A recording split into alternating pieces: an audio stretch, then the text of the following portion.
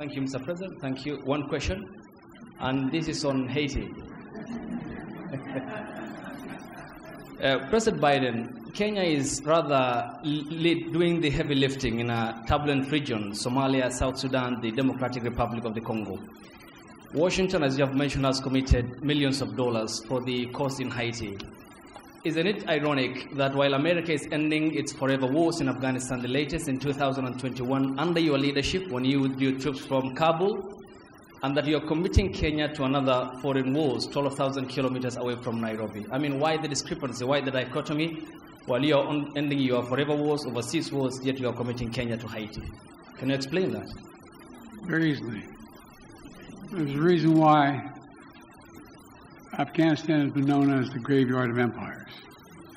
The likelihood of anybody uniting Afghanistan is highly, highly, highly unlikely, number one. Number two, there are ways to control ISIS other than occupying Afghanistan. It was an unnecessary need. Now, with regard to Haiti, Haiti is in an area of the Caribbean that is very volatile. There's a lot going on in this hemisphere, and we're in a situation where we want to do all we can without us looking like America once again is stepping over and deciding this is what must be done. Haitians are looking for help, as well as the folks in the Caribbean are looking for help. And so we checked out with a number of other countries. The one who stepped up was Haiti. We committed to provide the wherewithal, the intelligence and equipment and the like to Haiti. And so it's a logical thing. And you have a first-rate capability, and you keep your word. That's an important dynamic. I agree with President Biden that Kenya's participation in Haiti is not so much about what happened in the past. It's about what we believe in, the peace and security of humanity. And we don't find that the U.S. is committing Kenya because the U.S. cannot commit Kenya. I am the president of Kenya. It's me to make that decision. And it's the people of Kenya to commit their own troops using their own structures. We've gone through the processes in Kenya. Parliament has approved. We have a clear mandate. We have a clear framework.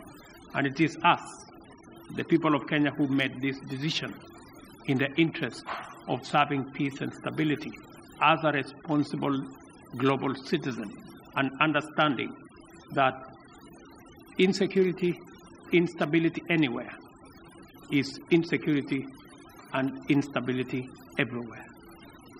And by the way, you asked about, you implied that we weren't doing anything anywhere else. Well, we're kind of occupied around the world, but we're also engaged in Congo, in the neighborhood. And, we can continue to help alleviate human suffering there. The United States is the largest humanitarian donor, providing $375 million in humanitarian funding just this year, including support for more than 6 million displaced people from the DRC. So we are engaged in more than one place. Follow up to my president, Dr. Ruto. You said that Kenya is committed, and in your Carter speech in Atlanta, you said it's based on humanitarianism, helping Haiti out. But can you explain the geopolitical goal, 12,000 kilometers away from Nairobi, when schools in the counties of Baringo, West Pokot, and Turkana have not yet opened because of the banditry problem, yet you are committing our national police force to Haiti?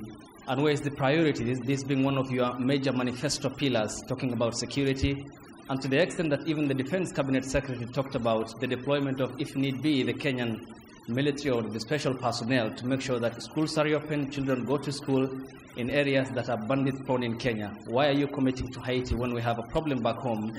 Is it an irony that you are putting the fire in the faraway neighbor's home when on our own home is on fire? Thank you very much. I made a commitment to the people of Kenya to sort out insecurity in the North Rift. I have followed that with action. As we talk, there are 3,000 military officers in the North Rift, 2,000 police officers in the North Rift. We have renovated the first 15 schools and completed We have reopened 20 schools already that were closed in the North Rift, and that exercise is ongoing. We have made tremendous progress in making sure that we create security at home, but that does not take away our responsibility. Even as we were deploying troops and policemen in our own country, in North Rift, to sort out the banditry problem, we still deployed 1,000 troops to DRC Congo, because that is our neighborhood. We have 5,000 troops in Somalia, because equally that is our responsibility. And Haiti should not be an exception. That's why deploying 1,000 security men to Haiti speaks to the same belief and commitment to peace and security. Next question from April Ryan. Mr. President, President Biden, President Ruto, thank you. First of all, when you talk about Haiti, President Ruto, you said Haiti is a collective responsibility for all nations. And for you, Mr. President, President Biden, President Ruto, do you believe that these nations can break the back of this militia that has gripped the nation there? And also, when it comes to Congo, thank you, Mr. President, for bringing up what the United States is doing for the Congo, especially as that flag was behind you at Morehouse. Mr. President, could you tell me what the African Union is doing, as well as Kenya is doing, when it comes to the humanitarian crisis in the Congo? Thank you. What was my question? Sir, your question was Haiti. Can the United States and Kenya, or the nations collectively, break the backs of this coordinated militia that has the grips of the nation? That nation. Yes.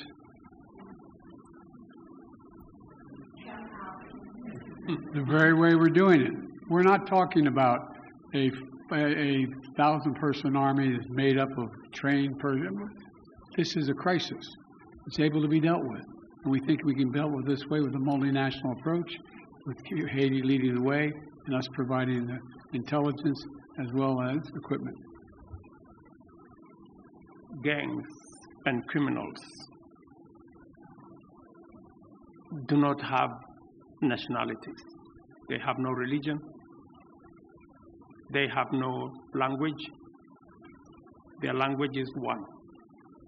To deal with them firmly, decisively, within the parameters of the law.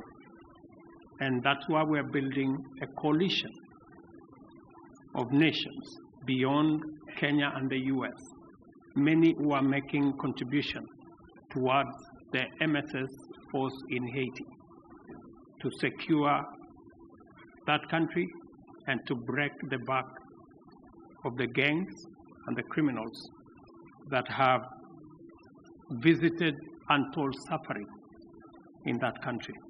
On DRC, the AU, the East African Community, and Kenya are seized with that matter. I've just told you that Kenya had 1,000 troops in Haiti. We now have another 800, not in Haiti, but in DRC. We now have another 800 troops from SADC. We are going to be having a meeting of the East African Community. I did send my my foreign minister to Kinshasa. They had a conversation, and shortly we will be looking at how to begin the dialogue process under the Nairobi process, because we believe there is no military solution to what is going on in DRC, but instead, dialogue should be able to give us the necessary momentum and outcomes that would sell the matters in Eastern DRC. So both the AU, the East African Community, and Kenya as a country are seized of that matter. We know that the humanitarian crisis in Eastern DRC has displaced close to 7 million people. And I want to thank the United States of America for stepping in with humanitarian support for that region because it is a collaboration of different countries in different ways to deal with that situation. The rest of us are committing troops. We are committing deploying our infrastructure to facilitate the resolution of the matters in DRC.